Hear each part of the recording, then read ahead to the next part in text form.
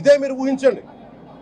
ఇంకా ఏ ధర్మం మీదైనా సరే ఇలాంటి అపవిత్రం ఒక చర్చి మీద జరిగిన, ఒక మస్జిద్ మీద జరిగిన దేశం అల్లకల్లోలం చేసేస్తారు, ప్రపంచం అంతా మాట్లాడతారు, గ్లోబల్ న్యూస్ అయిపోద్ది.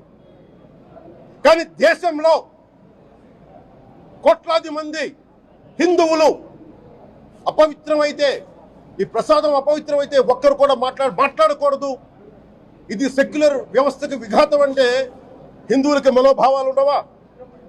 ఇది ఒక్కరు నిందించట్లా, అసలు మీరు ప్రస్తావన చేయకూడదు, ఇది తప్పు, ఇది మాట్లాడకూడదు అంటే ఎట్లా?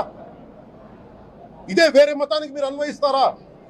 నేను అన్ని మతాలని సమానంగా గౌరవించేవాడిని, ఇస్లాంని గౌరవించేవాడిని, క్రిస్టియానిటీని గౌరవించేవాళ్ళం. మేమందరం సనాతన ధర్మం అని మొత్తుకుంటున్నాం. దేనికి సనాతన ధర్మం అంటే?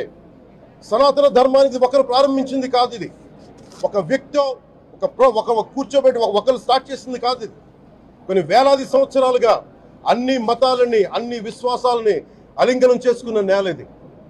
అలాంటి విశ్వాసాలకి దగ్గర తీసుకున్న ఈ నేల మీద ఇలాంటి అపవిత్రం జరిగితే, రిపీటెడ్గా జరిగితే, ఒకసారి కాదు, 2 సార్లు కాదు, రిపీటెడ్గా జరిగితే ఇప్పుడు కూడా మాట్లాడకూడదంటే అది తప్పు చేసిన వాళ్ళం అవుతాం.